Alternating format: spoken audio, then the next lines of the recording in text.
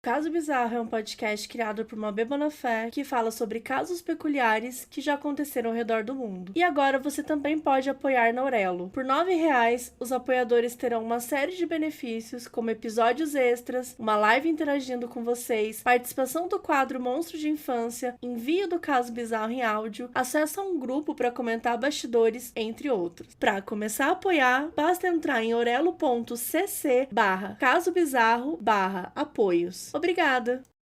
Nos anos 70, um jornal noticiou o nascimento do anticristo na região do Grande ABC em São Paulo e sacudiu as estruturas do país desde as suas fundações religiosas até uma caçada ao bebê em Salvador liderada pelo próprio Zé do Caixão. Eu sou a Mabê e esse é o caso do bebê diabo do ABC.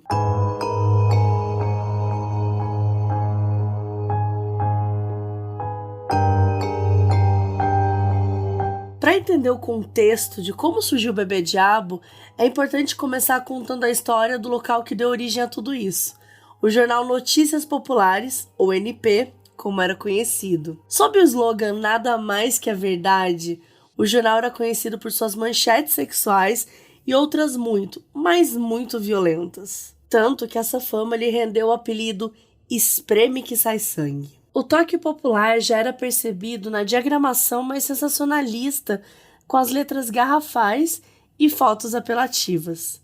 O jornal pertencia ao Grupo Folha, o mesmo grupo que publica a Folha de São Paulo. Foi criado por Jean Melli, um imigrante judeu de origem romena, e o jornal circulou em São Paulo entre 15 de outubro de 1963 e 20 de janeiro de 2001. O fim da publicação se deve ao sucesso dos programas televisivos como Aqui Agora e Cidade Alerta, que usavam o mesmo estilo do jornal e reduziram o interesse do público pelo mesmo. Esse fator, somado à compra do antigo Diário Popular pelas organizações Globo, que renomeou como Diário de São Paulo, fez com que o Grupo Folha decidisse extinguir o Notícias Populares e concentrar o seu jornalismo popular no jornal Agora São Paulo. E agora a história, finalmente. Pode entrar, bebê diabo.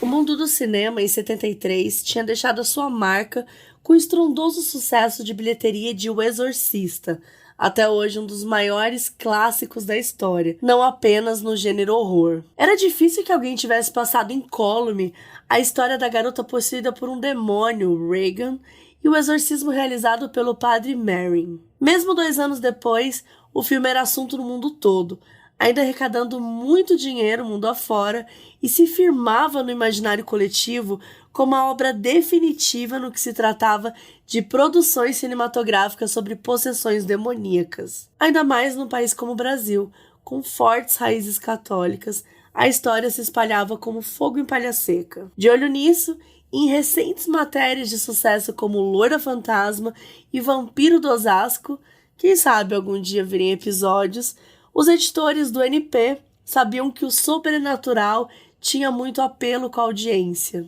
O parto, entre muitas aspas, do bebê diabo teve início exatamente no dia 10 de maio de 75, um sábado, um dia praticamente sem pautas. Em dias como esse, o procedimento era o seguinte: procurar alguma pauta em algum dos jornais mais classudos e buscar algo para dar corpo e publicar no dia seguinte. Um dos redatores encontrou a saída para a falta de pauta. No dia anterior, o repórter Marco Antônio Montadon tinha sido chamado para cobrir o parto de uma criança que nasceu com algumas deformidades no hospital do ABC Paulista. O hospital registrou que uma criança nasceu com alongamento de cóccix, um problema facilmente resolvido com um pequeno procedimento cirúrgico e 2 saliências na testa. Apesar de curioso do ponto de vista científico, Montadon resolveu que a melhor forma de cobrir o caso seria escrever uma espécie de crônica de horror para que ela ficasse um pouco mais interessante. Na reunião de pauta, ao lado de Lázaro Campos Borges, o editor de polícia do jornal, foi decidido que a história viraria manchete, mais pela falta de uma matéria quente do que por acreditarem no valor do caso. Assim, no dia 11 de maio, em pleno Dia das Mães, nascia o Diabo em São Paulo.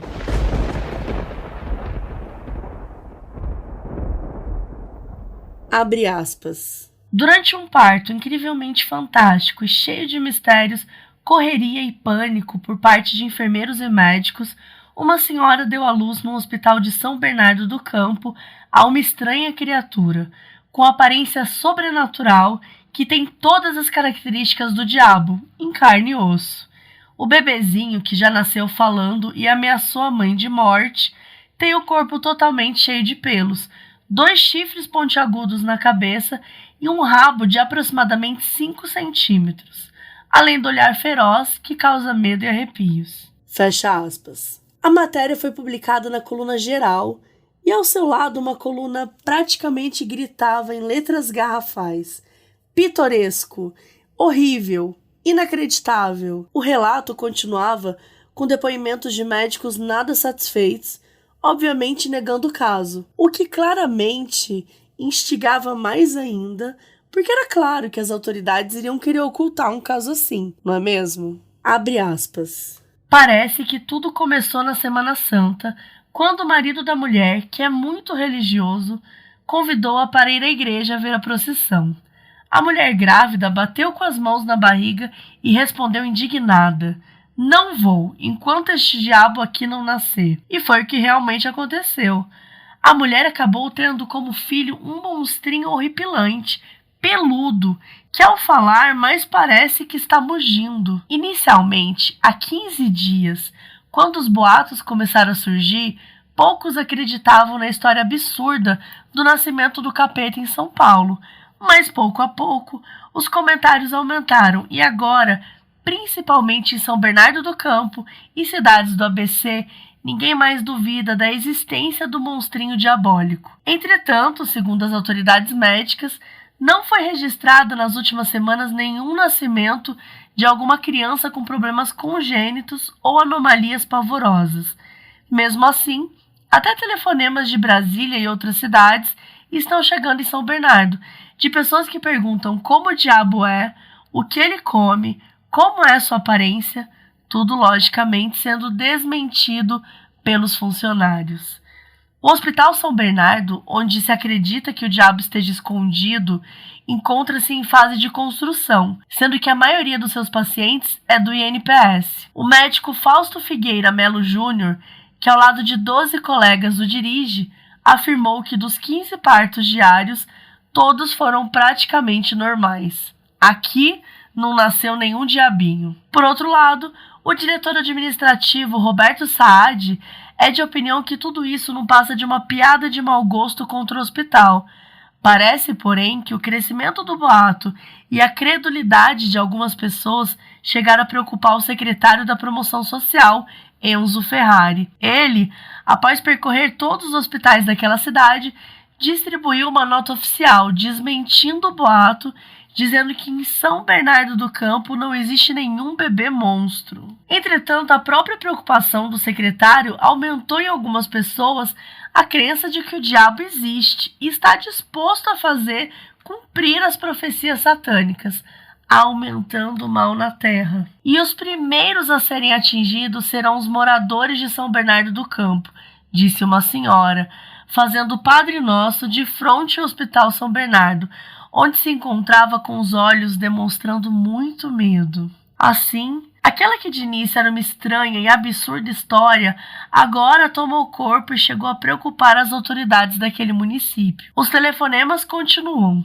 Nas esquinas e nos bares, o assunto é um só, sobre o capetinha. E muitos insistem que os responsáveis pelo hospital onde ele nasceu deveriam colocá-lo em exposição, para que todos vissem o bebê que fala, tem chifres e um bonito rabo de 5 centímetros. Fecha aspas. Nascia assim uma fanfic, uma figura do imaginário popular e uma lenda urbana.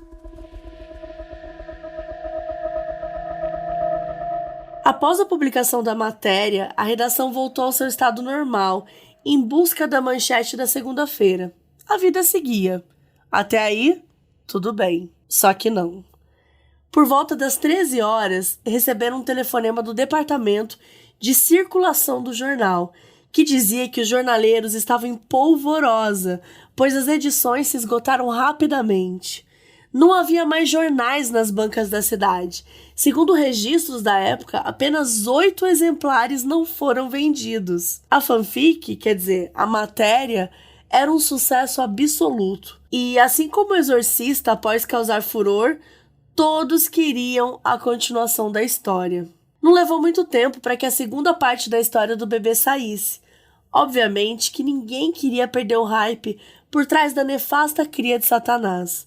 Mais precisamente, a matéria seguinte saiu no dia seguinte, sob o título de Bebê Diabo Desaparece. A matéria trazia depoimentos de funcionários do hospital que comprovavam o nascimento da criança com deformidades, não o diabo em si, mas o jornal já tinha ido longe demais para recuar agora. Coroando a matéria, um relato horripilante de mais detalhes do parto e as consequências na cidade após a concepção. Abre aspas. Crianças não são mais vistas brincando nas ruas da periferia da cidade.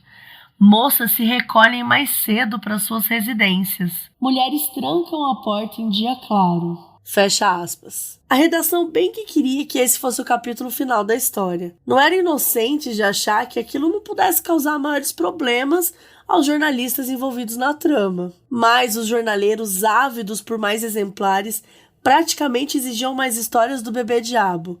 E o que a redação fez? Passou 27 dias dando destaque ao bebê diabo no jornal. 16 desses, a história estampava a capa da publicação. Cronologia da epopeia do grande astro infernal do ABC paulista. O modo como a criatividade da equipe passou a funcionar para esgotar a história até o fim pode ser vista na sequência de acontecimentos. Vamos a eles em ordem cronológica. No terceiro dia, 13 de maio, o NP trouxe um novo personagem para a matéria. Feiticeiro irá ao ABC expulsar o bebê diabo. Em 14 de maio, a ficha técnica era explorada. Bebê diabo do ABC pesa 5 quilos, anunciava a capa do jornal. No dia 15 de maio, uma vítima paroquial aparentemente recebeu uma visitinha. Bebê diabo inferniza o padre do ABC. E no dia 16 de maio, a coisa foi inflamada de vez com o anúncio. Nós vimos o bebê diabo. A coisa ficou séria. A região do ABC falava sobre esse caso enquanto o jornal vendia muito acima do que sequer foi imaginado. Dizem que os jornais passavam de mão em mão a ponto até de se desfazer. Tanto que em 17 de maio, o anúncio era "O povo vai ver o bebê diabo". E essa capa fez com que a espinha de cada habitante da região congelasse. Sendo fantasia ou não, no dia seguinte, 18 de maio, o anúncio de que havia uma mobilização popular, ou melhor, procissão expulsará o bebê diabo, dava a entender que o povo não assistiria de forma pacífica ao infante demoníaco a dominar sua região. Até que a notícia do dia seguinte, 19 de maio, chegou e deu um banho de água fria na mobilização popular, mesmo que ela fosse fictícia. Viu o bebê diabo e ficou louca. Essa era a capa do jornal. A essa altura, mesmo tenso e preocupado, o povo já tinha até dado um apelido ao neném cramunhão. Brasinha. Fofo, né? Talvez temendo tornar o bebê uma figura querida, o jornal já preparou orientações para não cair na lábia do diabinho. Evite conversar com o bebê fenômeno para não ouvir respostas obscenas. Os próximos dias, entre 20 e 23 de maio, tivemos uma certa queda na criatividade, com as seguintes manchetes. Santo previu o bebê diabo. Bebê diabo nos telhados das casas do ABC. Médico afirma, o bebê diabo nasceu no ABC. Diabo explode mundo em 1981. Talvez aqui no Diabo Explode Mundo eles tenham passado um pouquinho do ponto. Tirando isso, tudo era meio requentado, meio mid-season, aquela coisa, uma encheção de linguiça só. Eis que finalmente, o que talvez seja a melhor de todas as chamadas, aparece no dia 24 de maio. O fatídico dia em que o bebê diabo parou o táxi na avenida. Você provavelmente já deve ter visto em algum lugar essa chamada. É uma das mais conhecidas. Provavelmente o Tinhoso Mirim precisava se deslocar e devia estar cansado. Na expectativa de conseguir um transporte para ir para a casa dele, o menininho chifrudo teria dado sinal a um táxi, sentado no banco de trás e soltado uma emblemática frase: "Toca pro inferno." Toca pro inferno, motorista. Teria o motorista desmaiado na hora e acordado horas depois na frente de um cemitério. No dia seguinte, a todo vapor, o Notícias Populares noticiava: "Fazendeiro é o pai do bebê diabo." Opa! O jornal dizia que um fazendeiro de Marília, cidade no interior de São Paulo, seria o pai da criança. Mas como sabiam disso? Exame de DNA? Documentação? Não. A razão era que o fazendeiro não tirava o chapéu por nada nesse mundo, pois, é claro, ele escondia os chifres. Talvez por ter se informado pelo jornal, no dia seguinte, em 26 de maio, o bebê diabo viaja para visitar o seu pai. E se bem sucedido ou não, o jornal não conta, porque no dia seguinte o Cramunhão Kid aparece no lugar do eclipse. Sim, essa é a nova chamada no dia seguinte. E um dia depois, para coroar, temos a seguinte manchete: "Mais 7 viram um bebê diabo." Visivelmente irritado com a fama, talvez, o bebê diabo usaria os próximos 2 dias causando com religiosos diversos. No dia 29 de maio, a manchete: "Bispo morre de medo do bebê diabo." 24 horas depois, bebê diabo arrasa com o ritual de um bandista. A reação do povo veio rápido. No dia 31 de maio, fanáticos ameaçam o bebê diabo. E parecia que não ficava só na ameaça não, porque no dia 1 de junho, a manchete anunciou mais uma vez: "Sequestrado o bebê diabo." E aí vocês pensam, seria o sequestro o fim do tinhozinho? Jamais. Só a morte pararia tal criatura satânica. Dia 2 de junho, bebê diabo à morte. Não, pera. Será que ele morreu? Seria esse o fim do bebê diabo? I will remember you. Will you remember me? Não tem fim nenhum, porque bebê diabo foge para o Nordeste. O tinhoso lá é besta de ficar sendo caçado no ABC Paulista, um lugar que ele era tão visado. Aparentemente, ele teria ido para o Nordeste ser feliz. E tá errado? Errado não tá. E uma vez distante, um padre resolveu falar com o NP. No dia 4 de junho, a manchete: "Padre de Marília, eu acredito no bebê diabo." E aí tá fácil, né, padre? Agora que ele tá longe, todo mundo é corajoso, né? Como tudo que é bom dura pouco, o que é bom pode durar tempo demais também. Em algum momento, o jornal precisava encerrar a história. Afinal, a novidade já tinha acabado e a pauta começava a esfriar um pouco. Era hora de aposentar o famigerado bebê diabo.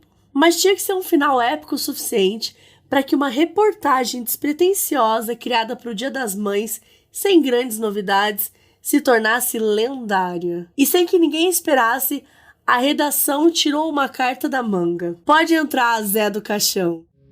Essa é uma praga para você. Você, meu amigo, seja perseguido por toda a galera de carecas do mundo atrás da coisa que você mais defende, o seu traseiro.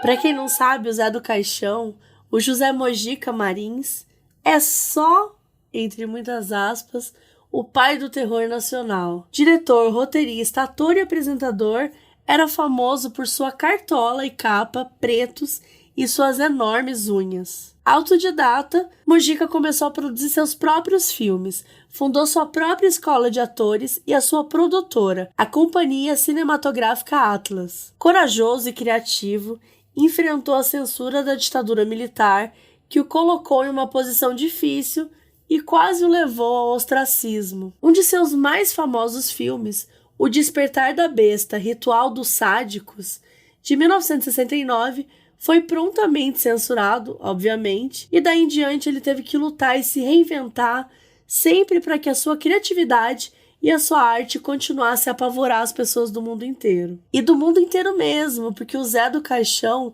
tem uma fama tão internacional que ele foi mais celebrado lá fora do que em seu próprio país.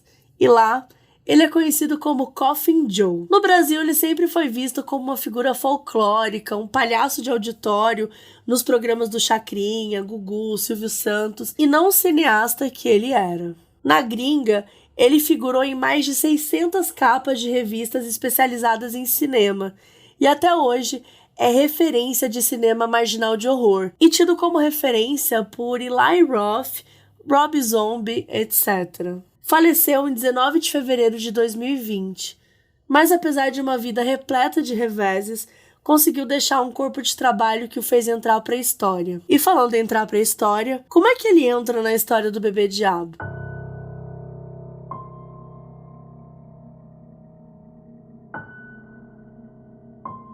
Numa tentativa de extrair um último caldinho dessa saga, a redação planejou um final apoteótico, megalomaníaco e insano, digno dessa história. José Mojica Marins foi até a redação e se ofereceu para caçar o Bebê Diabo na Bahia, confirmando que a criança chifruda estaria em Salvador. Chefiaria uma equipe formada por 2 de seus assistentes, Satã e Marcelo Mota. O jornal adorou a ideia, mas faltava um detalhe. Eles não tinham dinheiro para custear a estadia e as passagens para eles. Aí sim entra a criatividade infinita do Mojica. Ele prepararia um farto material no terminal rodoviário Tietê, dando a entender que os seus assistentes estariam embarcando para a região Nordeste, e ele lideraria tudo do seu escritório em São Paulo. Assim, manteria a narrativa. O povo se animou, e uma multidão acompanhou a dupla Satã e Mota embarcando no ônibus, com olhares confiantes e a força de quem enfrentaria o pequeno anticristo. Gritos eufóricos tomavam os 4 cantos da rodoviária. Pessoas choravam e se abraçavam, confiantes de que o país se veria livre do mal absoluto. Uma onda de otimismo e alívio tomava conta de São Paulo. O ônibus partiu sob uma salva de palmas. O que ninguém viu é que o Satã e Marcelo Mota desceram do ônibus poucos quilômetros dali, na marginal do Tietê, e voltaram para suas casas. Sua missão estava cumprida. Mas o bem-sucedido plano do Mojica e dos seus assistentes, que devia ter sido destaque de capa da edição do dia seguinte, não foi publicado. Apenas a notícia de que estavam na Bahia em busca da criança infernal foi noticiada. 5 de junho. Zé do Caixão vai caçar Bebê Diabo no Nordeste. Zé do Caixão, que não era amador, não ia perder a oportunidade mesmo assim. Após o banho de água fria que o NP deu, o Mojica fez inúmeros contatos telefônicos com conhecidos na capital baiana e decidiu o nome do local onde a criança estaria: Quipapa, no interior do estado. Na matéria que se seguia, noticiaram que Mota e Satã colheram depoimentos de testemunhas da aparição do Baby Satã, isso enquanto circulavam livremente por São Paulo. E tudo bem, ninguém ligava muito. Afinal, os próprios leitores já tinham decretado o fim da história. No dia seguinte, o NP fez uma tentativa de requentar a saga. 8 de junho, quase um mês depois do início de tudo. Povo vê novo Bebê Diabo do ABC, e ninguém se importou. Seja como for, mesmo que de forma torta, improvisada e nada ética, do ponto de vista jornalístico, o que a redação do NP, principalmente o repórter Marco Antônio Montadon, fizeram foi histórico. Tornaram-se dignos de nota ao criar uma figura folclórica contemporânea que movimentou o país e agitou os mais religiosos. Pode parecer bobeira, mas o que fizeram, e principalmente na época que fizeram, foi a renovação do mito milenar do nascimento do anticristo, da criança maldita, do fim da humanidade. Eles só queriam uma matéria para um dia vazio, mas atualizaram mitos bíblicos. Tudo feito com muita criatividade e de forma interativa. Uma história que se costurou e foi desenhada em conjunto com a sociedade. E não só isso, que inspirou novas narrativas. Após a redação respirar aliviada com a volta à normalidade, o envelope chegou pelas mãos do Contínuo, para quem não sabe, o office boy interno de uma firma. O conteúdo do envelope era um jornal pernambucano cuja chamada de capa anunciava em letras garrafais: Bebê Diabo chega a Recife.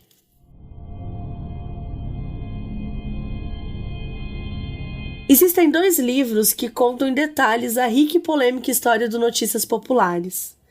Nada Mais que a Verdade, dos autores Giancarlo Lepiani, Celso de Campos Júnior, Denis Moreira e Mike Lima.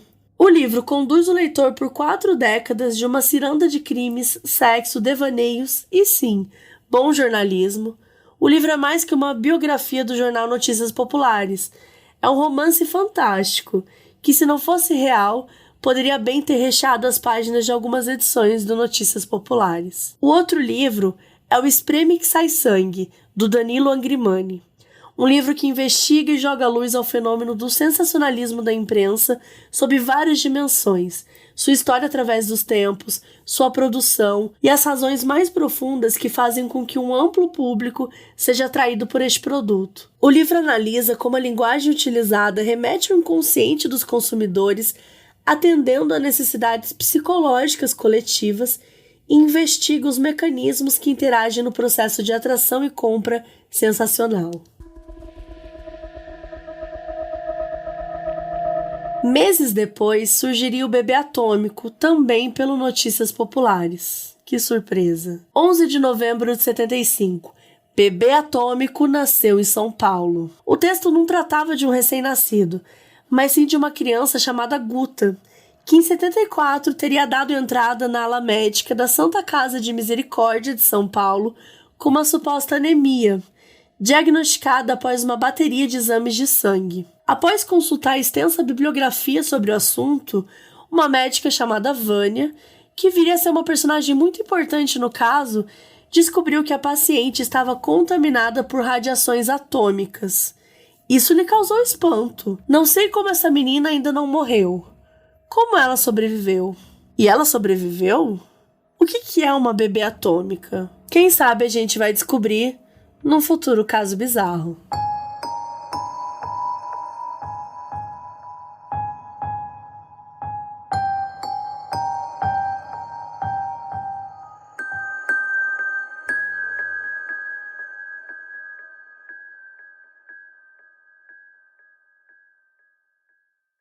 Oi, gente, essa aqui é uma gravação depois que o episódio foi pro ar. Eu recebi um comentário no Instagram que mexeu bastante comigo. Nele falava sobre o quão cruel essas notícias sensacionalistas também foram ao retratar um bebê como o diabo, alguém que supostamente teria tido deformidades, entre aspas, no corpo, e o quanto isso pode ser percebido também como preconceito contra os PCDs. Como eu sempre olhei pra essa história como o sensacionalismo desenfreado da mídia, o absurdo que foi, eu nunca cheguei a encarar dessa forma. Mas, de fato, além de todos os problemas que a gente viu, é importante citar que a história, ainda que seja em cima de uma mentira, já que nunca teve uma criança no hospital, também se valeu desse preconceito para chamar atenção.